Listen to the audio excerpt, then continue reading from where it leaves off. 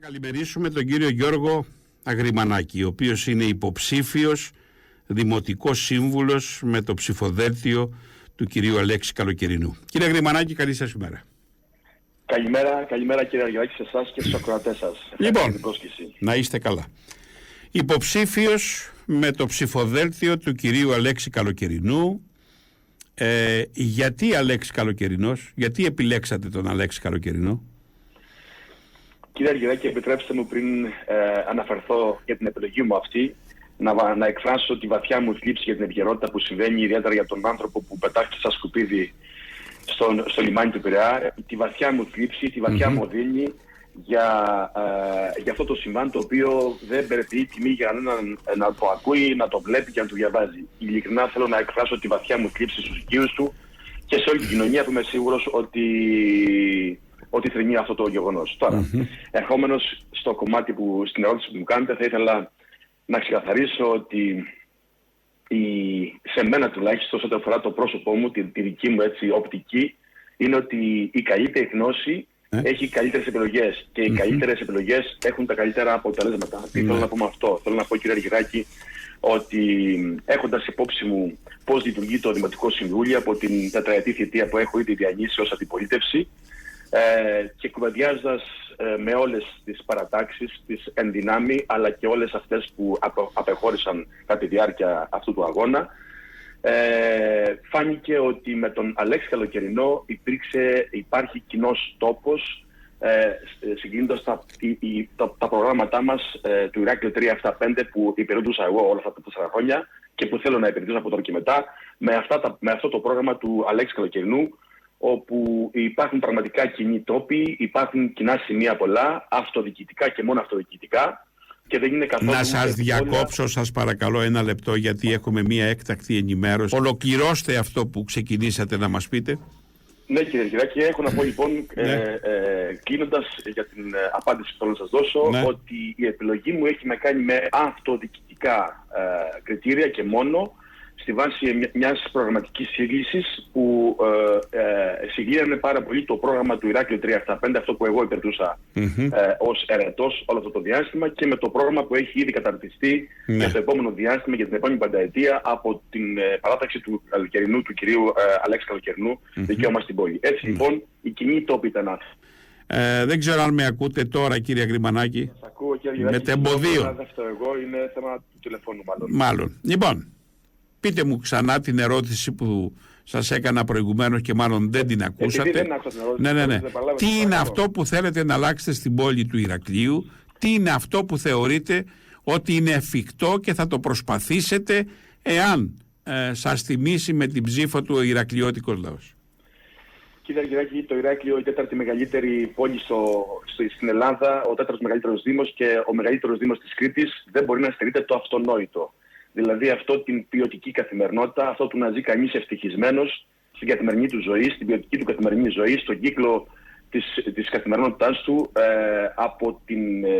από το γεγονός που έχει να κάνει με το περπάτημα στα πεζοδρόμια, με το να κανείς να μπορεί να περπατήσει τους δρόμους, να τρέξει τους δρόμους του αυτοκίνητό του ελεύθερα, χωρίς να παθαίνει ζημιές. Από την άλλη μεριά πραγματικά θα ήθελα πολύ να δω μια καθαρή πόλη, μια πεντακάθαρη πόλη, που θα καφιέται γι' αυτό. Το δικαιούμαστε, γιατί έχουμε τη δυνατότητα και υπάρχουν λύσεις εφικτές πολλές φορές και χωρίς μεγάλο κόστος. Ταυτόχρονα θα ήθελα να δω το ιστορικό μας κέντρο και τον πολιτισμό μας να ενώνεται με την ιστορία της πόλης και να μην είναι κάτι ξεκομμένο. Ξέρετε ότι η Κνωσσός είναι ένας πολιτισμός που δεν τον έχουν πολλοί λαοί, τυχαίνει να τον έχουμε κληρονομήσει εμείς, αυτό τον πλούτο που μας χάρισαν οι προηγούμενες γενιές, και απλά είναι ένα ξεκομμένο πράγμα από την υπόλοιπη πόλη του Ηρακλείου, καθώς επίσης και το μουσείο, όπως επίσης και το μεγαλύτερο θεματικό έργο που έχει γίνει ποτέ στην Μεσόγειο, αυτό των ενετικών τυχών, που και αυτά είναι αφημένα στην τύχη τους. Τα λέω γρήγορα, γιατί θέλω να καταχάσουμε λίγο το χρόνο σας, επειδή ξέρω ότι η ποιότητα είναι τρέχει. Θα ήθελα να σας πω λοιπόν ότι θα ήθελα να δω έναν προορισμό το Ηράκλειο, μια ταυτότητα τουριστική που θα είναι ελκυστικό για όλο τον υπόλοιπο κόσμο, για όλη την υπόλοιπη Ευρώπη. Θα ήθελα να δω ανθρώπους ευτυχισμένους για το ότι ζουν στην πόλη τους.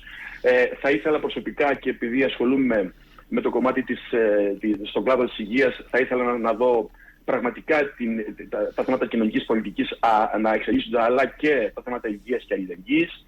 Είναι πολλά αυτά που πρέπει να αλλάξουν, είναι πολλά αυτά που μπορούν να γίνουν. Έχουμε πολύ μεγάλο πεδίο να δράσουμε άμεσα.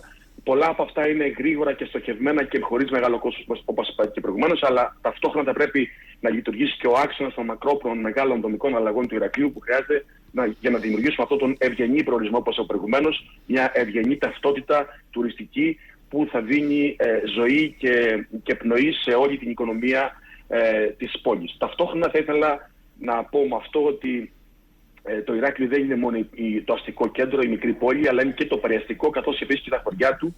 Εμείς το δικαίωμα της πόλης δεν είναι τυχαία ιερολογία. Έχει να κάνει με το άνοιγμα της πόλης και εντάσσοντας όλο αυτό το Δήμο σε μια πόλη κοινή, με ίδια δικαιώματα, είτε αυτοί οι άνθρωποι κατοίκοι ζουν μακριά από το κέντρο της πόλης, είτε ζουν περιαστικά του κέντρου της πόλης. Τι θέλω να πω με αυτό?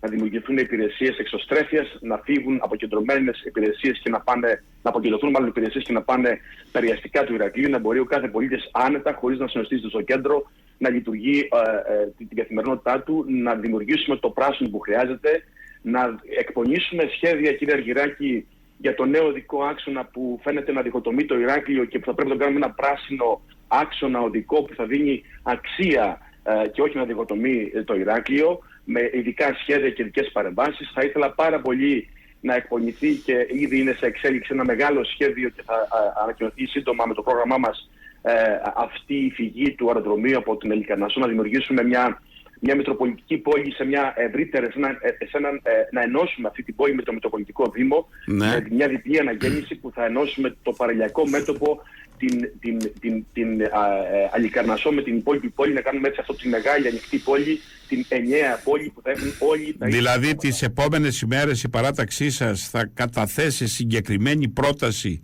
για την αξιοποίηση της έκτασης που σήμερα λειτουργεί το αεροδρόμιο Ηρακλείου και το οποίο καλώς εχόντων των πραγμάτων από το 2026 θα απελευθερωθεί αφού θα μεταφερθεί η σχετική λειτουργία στο Καστέλι. Κύριε Αργυράκη, υπάρχει το όραμά μας. Καλά το καταλάβαμε. Καλά το καταλάβατε. Υπάρχει ένα σχέδιο για το πώς αύριο το πρωί, μετά δηλαδή την επόμενη μέρα της ανάγκης των καθηκόντων της Δημοτικής Αρχής, αν είμαστε εμείς αυτοί που θα τον υπηρετήσουμε το λαό, να έχουμε ένα έτοιμο σχεδιασμό και να τον επικοινωνήσουμε με όλους τους υπόλοιπους εμπλεκόμενους φορείς, είτε αυτό λέγεται κεντρική κυβέρνηση, είτε λέγονται φορείς, περιφέρεια, όπως είναι και η ΣΕΑΠ και άλλες που εμπλέκονται στη διαδικασία αυτή, γιατί έχει ιδιοκτησία ο Δήμος σε αυτή τον χώρο, αλλά δεν είναι μοναδικός. Ωστόσο όμως ο Δήμος έχει όλη την υποχρέωση και όλο το δικαίωμα σε ό,τι έχει να κάνει με την πόλη του, να έχει άμεση παρέμβαση και να μπορεί να εκπονεί τα σχέδια και να κάνει τις απαραίτητες παρεμβάσεις, έτσι ώστε όλο αυτό το πράγμα να εντάσσεται σε μια συνολική λειτουργία της πόλης και να δίνει την συνολική αισθητική που χρειάζεται. Είναι γεγονός ότι η επόμενη πενταετία θα είναι πολύ κρίσιμη. Το έχουμε ξαναπεί, θα είναι πολύ κρίσιμη και για την Κρήτη αλλά και για την πόλη του Ηρακλείου. Είπατε ήδη το ένα ζήτημα το οποίο θα είναι κορυφαίο, πώς αξιοποιούμε αυτή την τεράστια έκταση. Το άλλο σημαντικό θέμα είναι η διαχείριση των προβλημάτων της καθημερινότητας.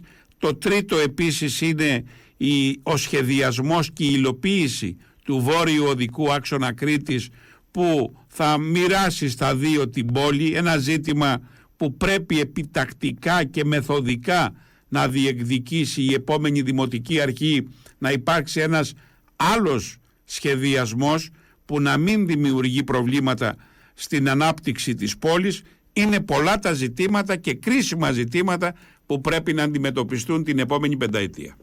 Ακριβώς. Νομίζω υπάρχει μεγάλο πεδίο για να ξεδιπλώσουμε και τις ικανότητες και τις δεξιότητες αν εμείς είμαστε στη Δημοτική Αρχή και να δείξουμε πραγματικά στο λαό και να δώσουμε στο λαό αυτό που το χρειάζεται, αυτό που έχει ανάγκη η κοινωνία του Ηρακλείου και για να αναπτυχθεί αλλά και για να ζει καλύτερα. Θέλω να σας ευχαριστήσω για αυτή την επικοινωνία που έχουμε, κύριε Γρημανάκη, να σας ευχηθώ καλή επιτυχία. Να ξαναπώ για άλλη μια φορά, είναι ο Γιώργος Αγρημανάκης, υποψήφιος δημοτικός σύμβουλος με το ψηφοδέλτιο του Αλέξη Καλοκαιρινού. Θα έχουμε την ευκαιρία να τα πούμε ξανά το επόμενο χρονικό διάστημα μέχρι να ανοίξουν οι κάλπες. Την καλημέρα μας να σας έχετε. Καλημέρα. Καλημέρα. Καλημέρα σας. Καλημέρα σας.